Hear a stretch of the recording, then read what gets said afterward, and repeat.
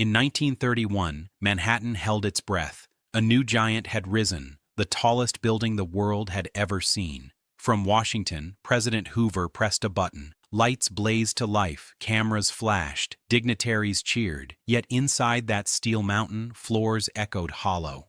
80% of its offices sat empty. They called it the Empty State Building, Al Smith's final folly, a monument not to ambition, but to capitalism's collapse. But history has a cruel sense of irony. Within 2 decades, the same tower would become the most famous address on Earth, built on tragedy no one recorded and losses no one mourned. At least 5 men fell during construction. More than 30 leapt from its observation deck in the years after. 14 perished when a plane tore into its walls. Today, millions ride its elevators, rising through the same air where men once worked without harnesses and fell without headlines. At 9:40 a.m., the bomber burst out of the fog, flying north along Fifth Avenue, straight toward the Empire State Building. The morning of July 28, 1945, Manhattan disappeared into fog. Thick, blinding, motionless. Somewhere inside it, a B-25 bomber flew too low. At 900 feet, Lieutenant Colonel William F. Smith, Jr. was beneath the city's tallest tower, the Empire State Building, rising 454 feet into the mist. Flying blind, he saw nothing until it was too late. At 9:49 a.m., the bomber slammed into the building's north face between the 78th and 79th floors. The explosion ripped open a hole nearly 20 feet wide. The wings tore free. One engine punched through the building and exploded out the opposite side, crashing into a rooftop on 33rd Street. The second engine dropped into an elevator shaft, igniting a wall of flame. 1,000 gallons of aviation fuel erupted, lighting the sky with black smoke and orange fire. Debris rained down on Fifth Avenue. Glass, paper, steel, office furniture. A storm of wreckage from a city's heart. All 3 men aboard the bomber died instantly. The pilot's body was found inside the building. His crew, buried in twisted metal. Inside, 11 office workers from the Catholic War Relief Services had no warning.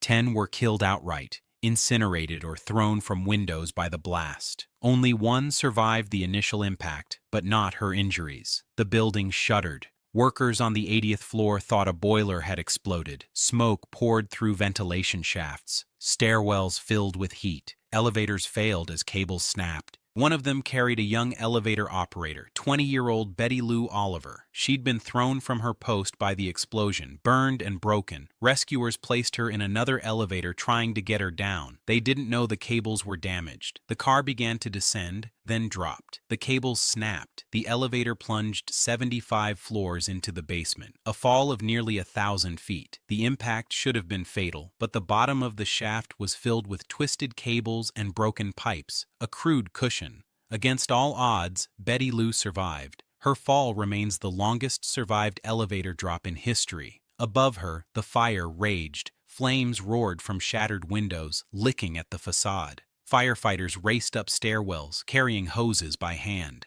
Water pressure at that height was nearly 0. They fought smoke, heat, and suffocation for 40 minutes before finally extinguishing the blaze. The building had been struck by a bomber and stood its ground. Engineers later calculated the impact: 18,000 pounds of aircraft against 365,000 tons of steel and stone. The tower didn't even sway. 14 people were dead, the 3 in the plane, 11 inside. By Monday morning, less than 48 hours later, the Empire State Building reopened for business. Workers returned to their desks beside walls still scorched from the fire. The observation deck stayed closed for repairs, but the city kept moving. The story filled newspapers across the country. Photographs of smoke pouring from the building's side ran alongside headlines from another front. Hiroshima, Nagasaki, the end of the war. 14 dead in Manhattan became a footnote to history's larger catastrophe. Still, the crash changed aviation forever. Pilots were ordered to obey stricter visibility rules. Flying blind between skyscrapers was no longer permitted. The Empire State Building had survived the impossible, but the lesson had come at a cost. The damage was rebuilt within months. Limestone replaced, glass reinstalled, offices reopened. By early 1946, the scars were gone, visible only to memory. The families of the dead never forgot. The city, as always, moved on. Then came peace. and profit. The war's end unleashed an economic boom. By 1950, 19 years after opening, the Empire State Building was finally earning money. The empty State Building was full. Tourists filled the observation deck. $1 bought a ride to the top of the world. Families saved for the trip. Soldiers brought their sweethearts. From the 86th floor, they could see 80 miles in every direction, a vision of the post-war dream. But the tower's fame drew more than sightseers.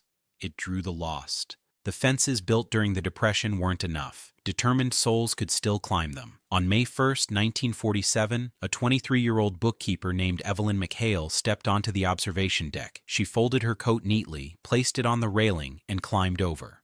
She fell 1,050 feet, striking the roof of a United Nations limousine below. The impact crushed metal like paper, but her body, impossibly, looked peaceful. A photography student across the street heard the crash, ran toward the noise, and captured the image that would become infamous. Evelyn lay on the wrecked car with her legs crossed, one hand resting on her stomach, her eyes closed as though asleep. The photograph appeared in Life magazine under a haunting caption, "The Most Beautiful Suicide." It became one of the most iconic and unsettling images of the century. Artists, including Andy Warhol, would reuse it for decades. Evelyn's note was found in her coat pocket. It was short, apologetic, and unbearably polite. She didn't want to be a burden. The management reacted quickly. Higher fences, angled barriers, guards trained to watch for despair. It didn't stop the jumpers. Between 1947 and 1950, at least 5 more followed. The Empire State Building had become 2 things at once, a temple of wonder and a theater of tragedy. Families rode elevators to witness beauty. Others came to end their pain. The contradiction hung in the air like gravity itself. And then, Hollywood gave the tower immortality. In 1933, King Kong had placed the Empire State Building at the center of cinematic myth, a beast battling biplanes from its summit, clutching a woman in his arms as the city watched from below. The monster fell. The building didn't. It was the perfect metaphor. Power, beauty, ambition, and the fall that always follows. It began as failure. It ended as myth. When King Kong hit theaters in 1933, the Empire State Building became more than steel and limestone. It became legend. Millions who would never see New York in person now knew its silhouette. The spire, the setbacks, the Art Deco crown where a monster met his end. The tallest building on Earth had become the stage for America's most famous fall. The film erased its embarrassment. What had been mocked as Al Smith's last erection became a global icon. The building's failure as real estate was forgotten. Its success as a symbol was absolute. Through the 1950s, the tower's purpose changed. Raskob's quest for height, once an act of ego, found meaning in technology. Radio and television broadcasters moved in, bolting antennas to the mast that had never tethered a single airship. Signals beamed from 1,454 feet above Manhattan, reaching millions of homes. Broadcasters paid handsomely for that reach. The building that once drained fortunes now printed money from the sky. Prestige followed. Law firms, financial services, and corporate offices filled floors once leased to struggling firms. The Empire State was no longer a monument to overreach. It was a respectable address. Not Park Avenue, not Wall Street, but solid, credible, and alive. Al Smith remained in his office until the end. On October 4, 1944, he died at 70, still president of Empire State Inc., still defending the project that had outlived its ridicule. Thousands filled St. Patrick's Cathedral for his funeral. The obituaries called him a champion of working people, and mentioned the building that had become his last monument.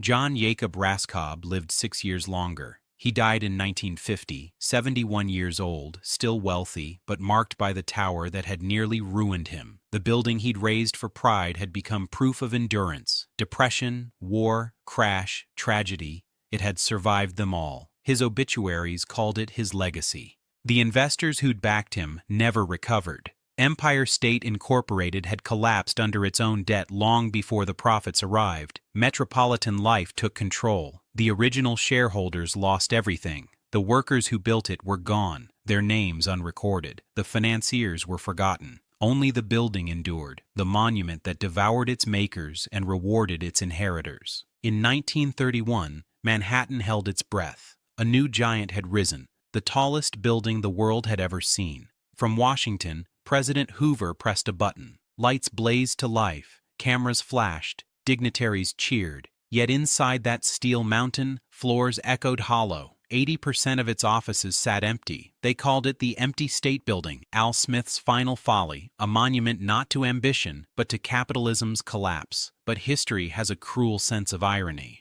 Within 2 decades, the same tower would become the most famous address on Earth. Built on tragedy no one recorded, and losses no one mourned.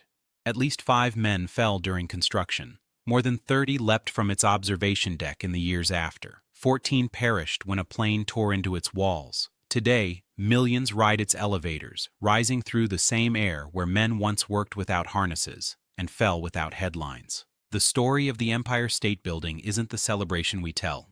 It's the cost we forgot. The man behind it all was John Jacob Raskob, one of the sharpest minds in American industry. Born in 1879 in Lockport, New York, the son of a cigar maker, Raskob learned hardship early. When his father died, the family slipped into poverty. At 15, he left school, took a job as a stenographer, and earned $12 a week, barely enough to feed his family. 3 decades later, that boy would control one of the greatest private fortunes in the country. In 1900, Raskob became secretary to Pierre S. Dupont, heir to the mighty chemical empire. Dupont saw in him something rare: hunger, precision, and an instinct for how money could breed more money.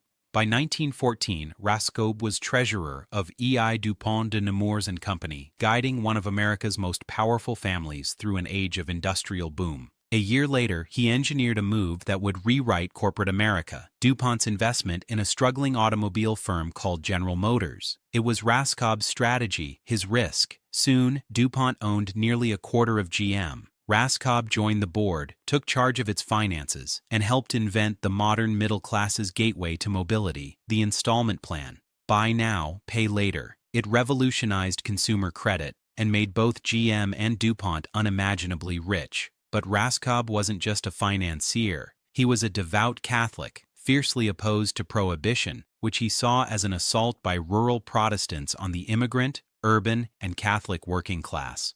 In 1928, he found his political mirror in New York's Governor Al Smith, Catholic, anti-prohibition, and proudly from the city's streets. Raskob became chairman of the Democratic National Committee and poured his fortune into Smith's presidential campaign. It was a disaster. Herbert Hoover swept 40 states. Smith carried only 8. Even New York turned against him. To Raskob and Smith, it wasn't just a loss. It was rejection by a country unwilling to accept a Catholic president. When the campaign ended, both men stood stripped of purpose. Smith, 54, was out of office. Raskob, restless and wounded, turned to a new idea, one that would outlive politics. He would build a monument, not just to industry, but to defiance. The tallest structure on Earth, not because Manhattan needed office space, because he needed to prove that a Catholic clerk's son could raise something greater than anything old money had ever imagined. And he would give Al Smith the job of leading it. The man America rejected would now oversee the creation of its most audacious symbol. The chosen site carried its own message. The Waldorf Astoria Hotel, a palace of the old elite, built by the Astor family at 5th Avenue and 34th Street. Its marble halls had hosted New York's aristocracy for decades. To tear it down was to send a message. The age of inherited privilege was over. In 1929, Empire State Inc.'s, Raskob's investment group, bought the property for roughly $16 million. The Waldorf closed its doors. Demolition loomed. But across town, another empire was rising. Walter Chrysler, the automobile titan, was building his own monument on Lexington Avenue, and the race for the sky had begun. Chrysler's architects worked in secrecy, hiding a gleaming Art Deco spire inside their tower's crown. When they revealed it in 1929, it pierced the clouds at 1,146 feet, the tallest building in the world. Raskob was unmoved. He demanded his architects go higher, far higher. William F. Lamb of Shreve, Lamb & Harmon was given 2 weeks to design a tower so tall it would never be challenged. His brief was simple: how high can you build it before it falls down? Then, the unthinkable happened. October 1929, the stock market collapsed. Raskob watched his fortune in General Motors evaporate in days. Banks crumbled, businesses failed. The roaring decade ended in silence. No one needed new offices now. The idea of a skyscraper, absurd. But Raskob refused to stop. Whether from pride, faith, or sheer defiance, he pressed forward. The Empire State Building would rise, even if the economy fell. By December, Al Smith stood before cameras to announce the project. America might have rejected him, but soon his name would crown the skyline. The Waldorf's demolition began. Steel followed stone. The Depression deepened. Yet in the shadow of collapse, 3,400 men went to work. Immigrants, laborers, Mohawk ironworkers from Canada, climbing into the sky, building what no one believed could stand. They came by the dozens, men chasing wages in the depths of the Depression, climbing toward a skyline no one believed could rise. The work was lethal. Ironworkers balanced on narrow beams, hundreds of feet above Manhattan, catching red-hot rivets hurled through open air, hammering steel against steel while the wind turned their world into motion. There were no safety nets, no harnesses. One mistake meant a body falling through the frame. Fear wasn't tolerated. A man who hesitated was replaced by someone who didn't. Yet the building climbed, faster than any structure in history. At its peak, crews completed nearly a floor a day. Trucks rolled in from Pittsburgh's mills on exact schedules. Steel arrived, was hoisted, bolted, and gone before the next load reached the curb. Every motion, every delivery, every hour had been choreographed. By September 1930, the skeleton stood 75 stories high. 2 months later, it reached 86. By spring of 1931, the spire pierced the clouds. Speed like that came at a price. The official count named 5 dead. The unofficial whispers said far more. A rigger named J.L. Smith fell in September. Griffin followed 2 weeks later. Mike Duffy was killed in October. Others vanished from the record. 8, perhaps 14 in total. Families were compensated quietly. Their names never appeared in print. The Empire State Building was meant to symbolize resilience, not tragedy. Investors demanded triumph, not headlines of death.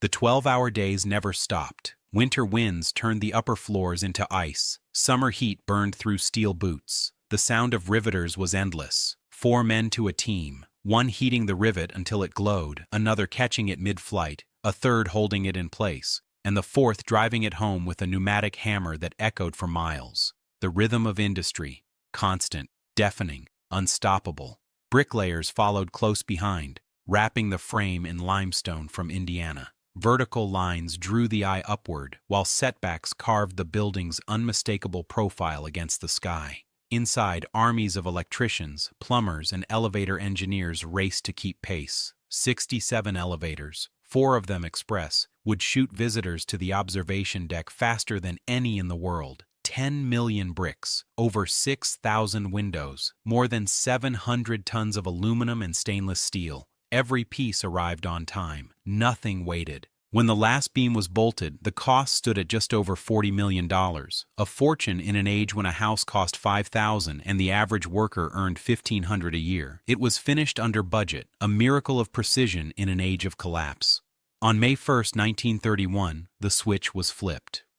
In Washington, President Herbert Hoover pressed the button that lit the tower. In New York, Al Smith stood at the doors, surrounded by reporters and investors, his name now etched into the building he had promised to deliver. Former Governor Franklin D. Roosevelt attended, smiling for the cameras. But behind the flashbulbs, the truth was empty space. 2 million square feet of the most advanced office real estate on Earth, and 80% of it stood vacant. The economy had died before the building was born. Journalists mocked it as the empty state building, a monument to ambition outpacing reality. Raskob had gambled that the Depression would pass quickly. It didn't. By 1932, banks were collapsing by the hundreds, unemployment reached a quarter of the nation, and companies weren't expanding. They were vanishing. The Empire State's mortgage payments devoured what little rent it earned. Investors bled cash. By 1933, default loomed. Metropolitan Life, the mortgage holder, refused to foreclose. Seizing the world's tallest building during a national crisis would have been a disaster of its own. So they waited. And inside the empty tower, Al Smith kept an office on the 80th floor, showing up each morning as if optimism alone could fill the void. He met dignitaries, posed for photographs, defended the dream. But his words couldn't disguise the silence echoing through the floors below. The Empire State Building was magnificent and a failure. Its glory didn't come from the tenants it couldn't find, but from the tourists who came to stare at what New York had become. They wouldn't rent its empty offices, but they would pay $1 to stand on the 86th floor and look down at the city that had once promised everything. Within months, the observation deck was earning more than all the building's leases combined. The tallest office tower in the world was surviving as an amusement ride. It was humiliation disguised as success. Management scrambled to fill the empty floors. They slashed rents, offered free months, and begged small firms to move in. What came were not the powerful corporations Raskob had imagined, but the desperate, the hopeful, the clinging survivors of the Depression. Small import companies, travel agencies, insurance offices that could barely afford a sign. By 1935, the building was 60% occupied, better than before, still nowhere near enough. And high above them, the building's proudest feature became its greatest absurdity, the mooring mast, designed for airships that would never come. On September 15, 1931, a small blimp made the only attempt. Buffeted by violent updrafts, it managed to latch on for 3 minutes before tearing free. No passengers dared step out. The newspapers tried to celebrate it as progress, but everyone knew the truth. The mast was a monument to Raskob's ego, and to the race for height that had become an American obsession. The building drew attention for darker reasons. On a cold morning in February 1933, a man climbed the observation deck's fence, stepped out onto the ledge, and jumped. He fell 1,000 feet before crashing through a rooftop across the street. He was never identified. Others followed. By the end of that year, 5 people had taken the same path. Guards were added, fences raised, but it didn't stop. The Empire State Building, once a symbol of American ambition, was becoming a symbol of despair. Through the long Depression years, the building endured, even when everything else collapsed. Crews worked endlessly to maintain it, cleaning the limestone facade, repairing elevators, keeping the lights on when most tenants couldn't pay. For the hundreds who held those jobs, it was life itself. In an age when millions had none, the Empire State Building was one of the few places that still offered work. The tenants that came were modest, but one of them would change the building's future. On the 60th floor, the Radio Corporation of America began experiments with a new technology, television. In 1935, RCA attached an antenna to the mast that had once been meant for airships. Their test broadcasts reached 50 miles in every direction. What began as an experiment would evolve into one of the building's most profitable lifelines: broadcast rent. Even so, Raskob had lost nearly everything tied to the tower. His stock was worthless. His reputation, once gilded with genius, was scarred by the timing of his monument. The Great Depression had turned his triumph into proof of arrogance. He remained rich from DuPont and General Motors, but the Empire State Building was a shadow that followed him for life. Al Smith suffered a different kind of defeat. The former governor had built his career on the promise of representing working Americans, and now sat in an office no one wanted, in a building mocked with his name. Al Smith's last erection, the papers called it. Every morning he came to work anyway, not because he believed the building could be saved, but because he refused to abandon it. The architects fared better. Shreve, Lamb, and Harmon had done the impossible. On time, under budget, without compromise. The failure wasn't theirs. The building itself worked perfectly. Elevators smooth, structure sound, systems efficient. The problem wasn't engineering, it was history. The Depression had crushed demand before the doors ever opened. As for the workers, the men who had risked everything to build it, their names vanished. Official records listed 5 dead. The real number was higher. No plaques, no memorial. Their lives were traded for height, their deaths absorbed into cost. The building stood. They didn't. Then came another war, and the tower found its purpose again. By 1941, occupancy had climbed to 75%. Still not profitable, but stable. Then Pearl Harbor changed everything. The federal government needed space fast, and the Empire State had plenty. Military procurement offices, intelligence divisions, and price control agencies filled its floors. The building that had once symbolized economic ruin now buzzed with the machinery of war. Security tightened. Guards checked badges at every entrance. Visitors to the observation deck faced careful screening. The building was too tall to defend, too iconic to hide. If enemies ever struck New York, this was the target they'd want. And then one morning, the nightmare nearly came true. July 28, 1945. A thick fog swallowed Manhattan. A B-25 Mitchell bomber, flown by Lieutenant Colonel William F. Smith, Jr., left Massachusetts for Newark Airport. With over 1,000 flight hours behind him, he knew the skies. But this morning, he shouldn't have been flying at all. Visibility was near zero. Air traffic controllers warned him to turn back. He didn't.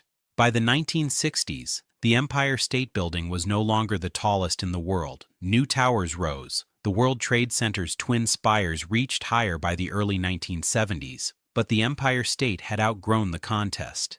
It wasn't just tall anymore. It was eternal. The suicides didn't stop. The barriers grew higher, the guards more vigilant, but desperation still found its way. By conservative counts, at least 30 lives ended there between 1931 and today, perhaps more. Most never made headlines. The tower simply absorbed the stories and stood in silence. On December 16, 1977, a woman jumped from the 86th floor and lived. She struck a ledge one story below, breaking bones but surviving. The miracle proved what physics rarely allows. Not every fall from that height ends in death, but most did. Time aged the building without softening it. Decades of soot blackened the limestone. Restorations cleaned it back to its pale brilliance. Elevators were modernized, windows replaced, the Art Deco interiors polished and preserved. Each upgrade cost millions, paid for by rent and by the endless line of tourists who came to see the city from above. Then, in 1976, the building found a new language: light. Colored floodlights crowned the upper floors, turning the skyline into a calendar of celebrations. Red, white, and blue for Independence Day. Green for St. Patrick's. Pink for breast cancer awareness. The lights became signals of unity, visible for miles. When controversy arose, like in 1998 when red and yellow lights for Lunar New Year sparked protests, the management insisted it was about culture, not politics. The colors stayed. The Empire State had learned how to speak for the city. And then came the morning that changed everything. September 11, 2001. Two planes struck the twin towers of the World Trade Center. Nearly 3,000 lives lost. The skyline collapsed into smoke and grief. In a single morning, the Empire State Building became the tallest in Manhattan again. Not by triumph, but by survival. Its meaning shifted once more. What had once symbolized ambition now stood for endurance. The Depression hadn't broken it. A bomber hadn't destroyed it. Now, in a world terrified of the skies, it became a reminder that some structures could still stand. Security transformed overnight. Visitors passed through metal detectors. Bags searched. Guards stationed on every level. Bollards appeared on Fifth Avenue to block vehicle attacks. The tower hardened but remained open. People still came, not just for the view, but for reassurance. Tourism dipped, then returned stronger than ever. 4 million people a year rode its elevators, climbing through history to the 86th floor. The observation deck earned more than the offices below. The building that once failed as a business now survived as an experience. And in the stories told on screen, it lived 1,000 different lives. Sleepless in Seattle ended with love found in its heights. Independence Day destroyed it with alien fire. Dozens of other films climbed, bombed, celebrated, or mourned it. Each time, the tower stayed standing, because the Empire State Building stopped being just a building long ago. It became an idea, the dream that endures even after everything else falls. By 1986, the Empire State Building was no longer just a landmark on the skyline. It was a landmark in time. That year, the United States government made it official. The Empire State Building was designated a National Historic Landmark. The title came with power and limits. Its marble lobby, its Art Deco brass and steel, its limestone facade, all were now protected by law. No one could modernize it beyond recognition. No developer could replace it with something sleeker or higher. The building's form was fixed. It could not be demolished. It could not be reborn. It would stand as it was built, the most enduring monument of a century obsessed with change. The designation wasn't just about architecture. It was an acknowledgement of survival. For 75 years, the Empire State Building had stayed relevant, functional, and profitable. Its offices were full. Its elevators never stopped. Its observation deck still drew millions. The building's value wasn't in its height anymore. It was in its endurance.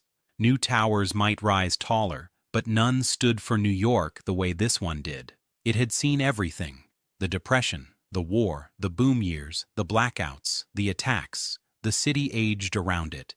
The Empire State Building simply watched. Then, in 1997, that silence was broken again. February 23rd, 5 p.m. The observation deck was crowded with tourists, cameras flashing against the skyline. Among them was a 69-year-old man named Ali Abu Kamal. He stepped out of the elevator carrying a small .380 Beretta pistol.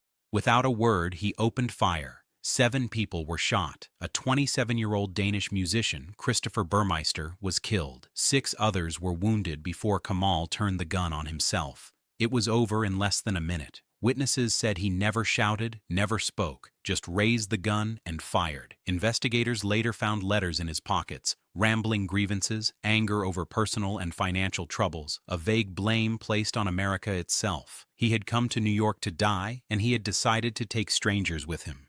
Until that day, the Empire State Building had no metal detectors, no bag checks. Anyone could buy a ticket, step into an elevator, and rise straight to the top of the world. That freedom ended here. Within months, airport-style security became permanent. Every visitor would pass through scanners. Every bag would be searched. The openness that once defined the building was gone. The Empire State Building had hardened once again, like the city around it. By then, its silent history of death was staggering. At least 5 construction workers had died building it, likely more. 14 people perished in the 1945 bomber crash. Roughly 50 lives, maybe more, had ended in suicides from its heights. And now, 1 man dead from gunfire in 1997.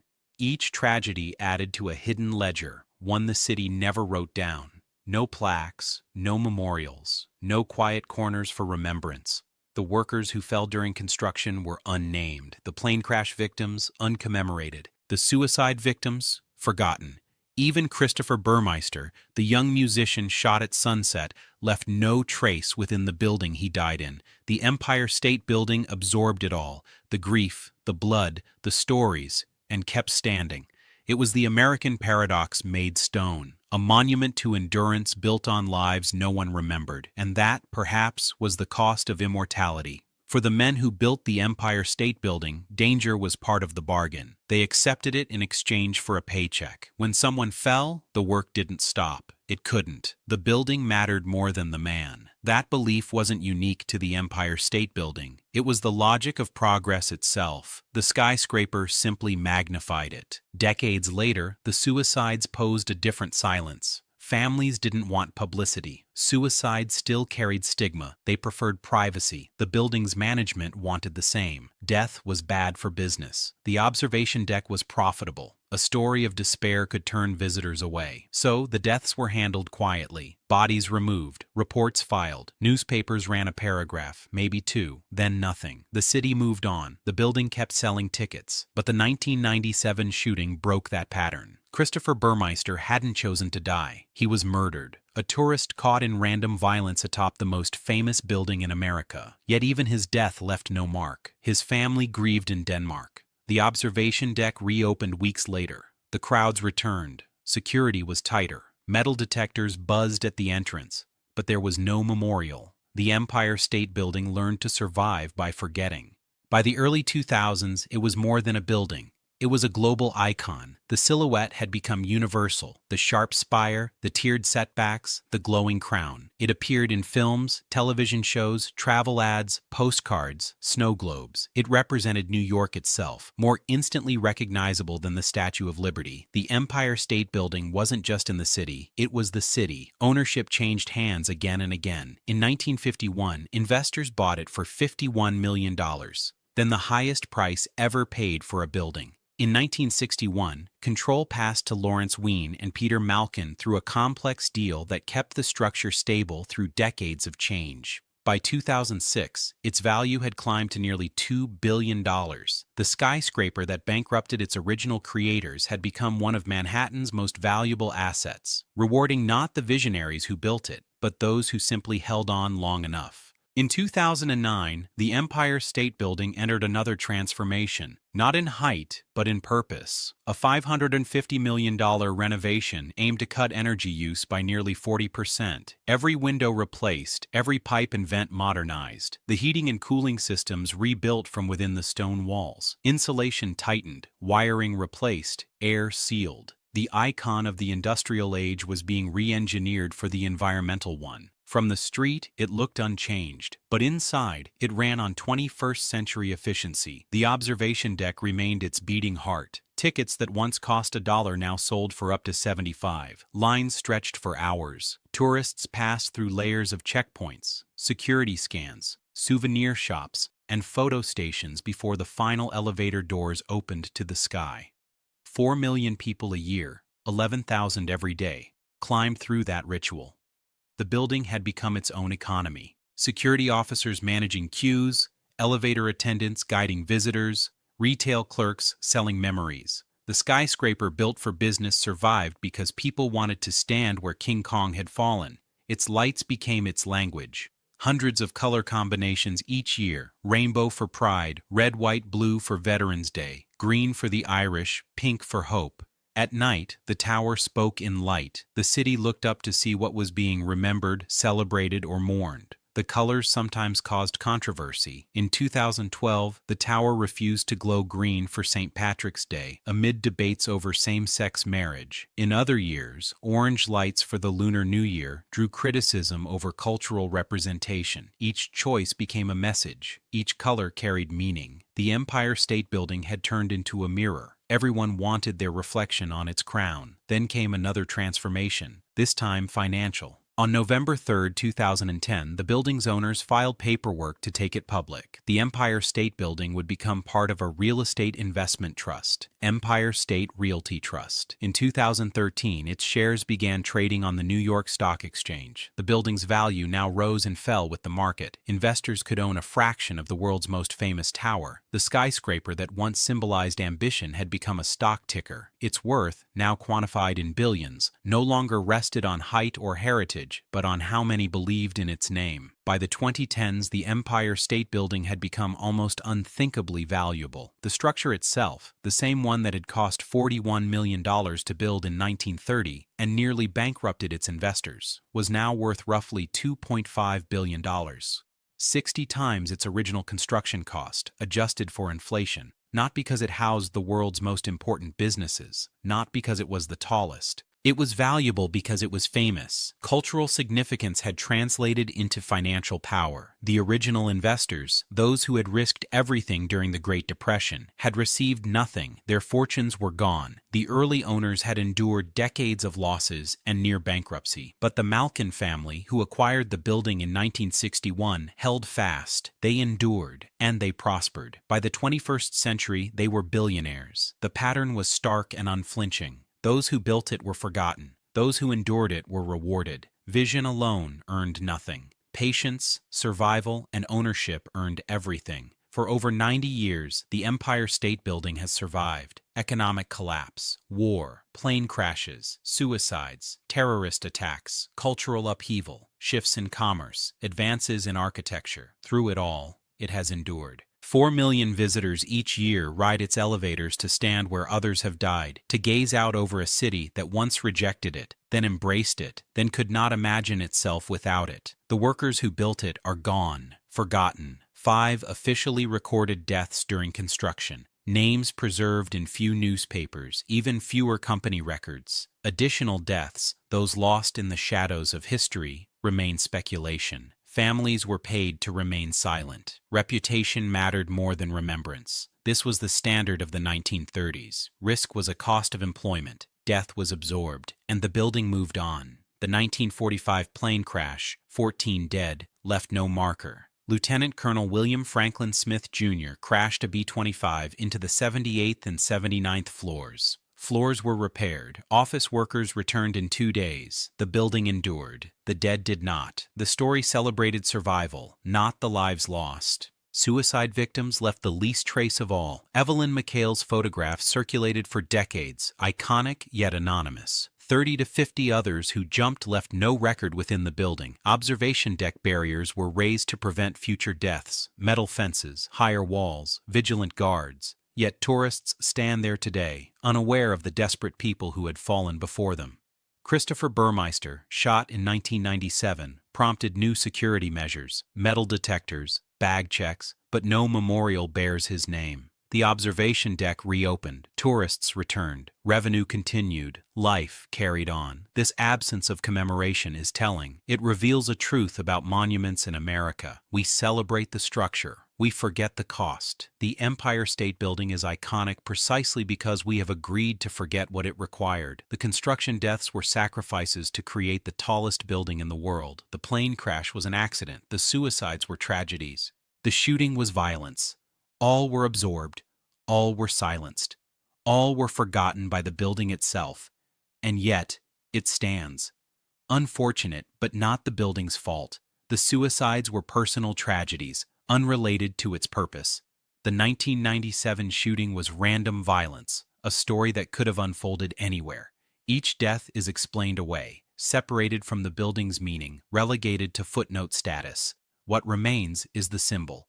The Empire State Building represents American ambition, resilience, achievement. It opened during the Depression as a monument to capitalism's failure and transformed into capitalism's triumph. The building mocked as the empty state building now generates billions. The structure that nearly bankrupted its original investors has made later owners extraordinarily wealthy. What once seemed folly became the defining symbol of New York City. This transformation required forgetting. It required separating the building from the blood that built it. The colored lights that illuminate the tower each night embody this selective memory. Red, white, and blue for Independence Day, pink for Breast Cancer Awareness, rainbow for Pride Month, green for Earth Day. The lights celebrate causes, holidays, cultural moments, but never the construction workers, never the plane crash victims, never the suicide victims, never Christopher Burmeister. Those deaths are not part of the building's public identity. They have been edited out.